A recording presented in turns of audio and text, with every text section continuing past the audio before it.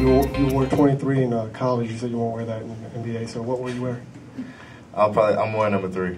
I started off with it when I was younger, and hopefully my career end here. So I'll be wearing number 3 out to the end.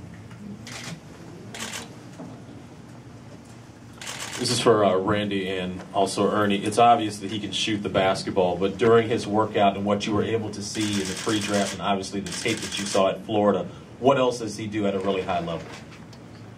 Well, for me, the whole package. He mentioned, and he's absolutely right. I mean, he just turned 19 last night, and there are going to be ups and downs. And his step from high school to Florida was an adjustment. And you saw him struggle early on in the season last year. But the thing that just stood out for me was he played his best basketball as the season went on. And he adjusted to that next step that he took from high school to Florida. And he's going to have to, it's going to be another adjustment. And the thing that he persevered, he plugged through, and by the end, he was playing his best basketball. He's a kid that does a little bit of everything. Led the team in rebounding.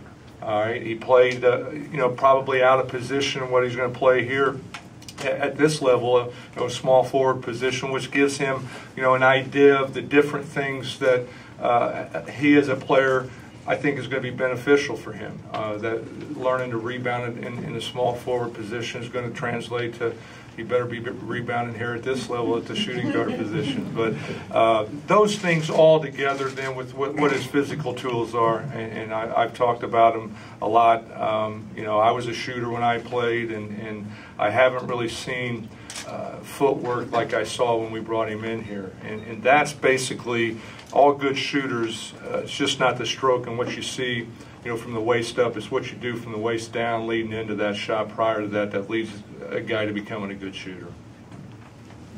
Expect to work with a guy who has that starting shooting guard spot at the moment? Oh, I always learn from him because he's been here before. He's here longer than me, so competing against him in practice because he's going to make me better. That's the only way I'm going to get better, and that's the only way I'm going to earn my spot on the team. So I'm definitely going to learn from him on both ends of the floor, on and off the court. So I'm really looking forward to playing with him. Ernie, you said this was the guy you kind of wanted all along. At what point during the process did you zero in on Bradley? Was it right away? And did you, Randy mentioned he was worried about someone jumping ahead to take Bradley. How worried were you last night, and did you field any offers for the number 3 pick? Well, you have a lot of conversations, of course, in this process. So we talked to a lot of different teams about a lot of different things. But we focused in on Bradley very early. We were looking for someone that could spread the floor for us, someone with character, someone who has outstanding potential, and he has all those things. He's fundamentally very sound. He competes at a very high level on a consistent basis.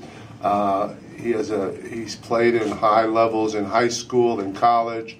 And we feel that he can be with us a very long time. And so we focused it on him very early. Yeah, sure, you always get a little bit nervous that somebody might jump up there. And, we sent out some signals of our own about what we might be doing. So that's the cat and mouse game that everybody plays every year. But we wanted him on this team. I think he's going to really be able to complement the other players we have. And he's a very young player with tremendous upside and tremendous character.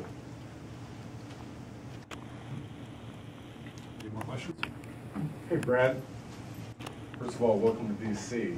Your mom was an accomplished athlete. Do you feel that her influence played into you getting here today?